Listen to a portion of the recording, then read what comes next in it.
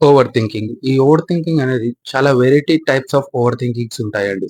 An example an example చెప్పాలంటే ఒక mother ఉందనుకోండి. ఆ మదర్‌కి ఏం ఓవర్ థింకింగ్ ఉంటుంది? అరే! నా పాప పెద్దగయితుంది. ఆమెకు పెళ్లి చేయాలి అనే ఒక ఓవర్ థింకింగ్ ఉంటుంది. అలాగే ఒక ఫాదర్‌కి ఎలాంటి ఓవర్ థింకింగ్ ఉంటుంది? అరే! నా పిల్లలు పెద్దగయితున్నారు. వీళ్ళని సెటిల్ జేయాలి. వీళ్ళు ఎంత ఫాస్ట్‌గా సెటిల్ అయితే నాకంత మంచిది. నేను చనిపోయే వరకైనా వీళ్ళు సెటిల్ అయిపోయి ఉండాలి. Second kind of over thinking. అలాగే స్టూడెంట్స్ కానీ ఎవరైనా జాబ్ చేసేవాళ్ళుంటే వాళ్ళు గాని, వీళ్ళకి ఒక రకమైన ఓవర్ థింకింగ్ ఉంటుంది. అండ్ ఎగ్జాంపుల్ స్టూడెంట్స్‌కి తీసుకుందాం. స్టూడెంట్స్ ఏం చేస్తారు? అరే! రేపు ఎగ్జామ్‌లో నేను ఫెయిల్ అయితే ఎలా? ఒకవేళ నేను పాస్ గాకపోతే ఎలా? నేను మా అమ్మానాన్నకి ఎలా చెప్పాలి? ఇలా పిచ్చి పిచ్చి థాట్స్ అవన్నీ వచ్చుకుంటూ ఓవర్ థింకింగ్ చేస్తారు. అలాగే జాబ్ చేసేవాళ్ళు ఐటీ కంపెనీ అని ఏదో ఒక జాబ్ చేసేవాళ్ళు వీళ్ళకేముంటది? అరే! ఈ నెల జీతం రాకపోతే ఎట్లా? ఈ నెల జీతం రాకపోతే ఇంట్లో ఏమి ఇయ్యాలే? నేనేం ఖర్చులకి పెట్టుకోవాలి? ఇలాంటి టైప్ ఆఫ్ ఓవర్ థింకింగ్ అయితుంది. సో, ఈ వీడియోలో మనం తెలుసుకోబోతున్నాం ఓవర్ థింకింగ్‌ని సింపుల్ అండ్ ఈజీగా ఎలా స్టాప్ చేయాలో. ఈ వీడియో లాస్ట్ వరకు చూడండి చాలా ఇంట్రెస్టింగ్‌గా ఉండబోతుంది. ఒకవేళ మీరు ఓవర్ థింకింగ్ చేస్తున్నట్టు మీకు అనిపించిందనుకో, సో మీరు అర్థం చేసుకోవాలి. మీకంటే ముందు మీ సబ్‌కాన్షియస్ మైండ్‌కి అర్థమైంది. అరే! ఇప్పుడు మనం దీని గురించి ఓవర్ థింక్ చేయాలి అని. అలాంటప్పుడు మీరేం చేయాలంటే ఓవర్ థింక్ చేయండి. కానీ ఎంతసేపు?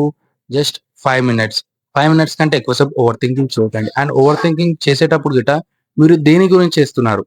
ఒక ప్రశ్నకి సొల్యూషన్ దోలాడుతున్నారా? లేకపోతే ఒక సొల్యూషన్‌కి ఇంకో సొల్యూషన్ దోలాడుతున్నారా? అలా. అండ్ ఎగ్జాంపుల్ చెప్పాలంటే మీకొక క్వెషన్ వచ్చింది. మీ మైండ్‌లో ఒక థాట్ వచ్చింది. దానికి మీరు సొల్యూషన్ దోలాడాలనుకుంటున్నారు. కానీ రివర్స్‌లో ఏమైతుంది? ఆ క్వెషన్‌కి మల్టిపుల్ క్వెషన్స్ వస్తున్నాయి. ఎగ్జాంపుల్ మీరొక కొత్త స్టార్టప్ క్రియేట్ చేశారనుకో. అరే! ఇది నేను చేయగలుగుతానా? లేనా? ఇందులో నేను సక్సెస్ అయితానా? లేనా?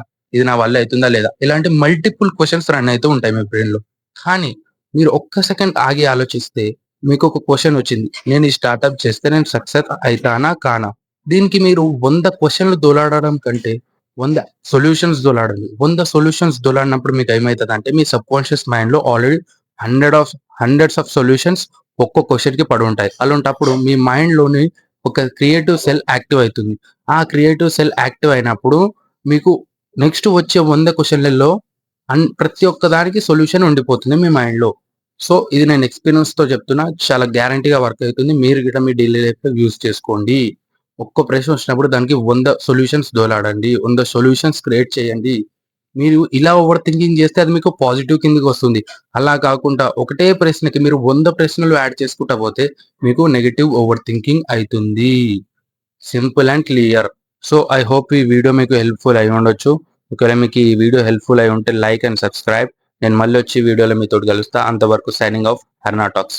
By by.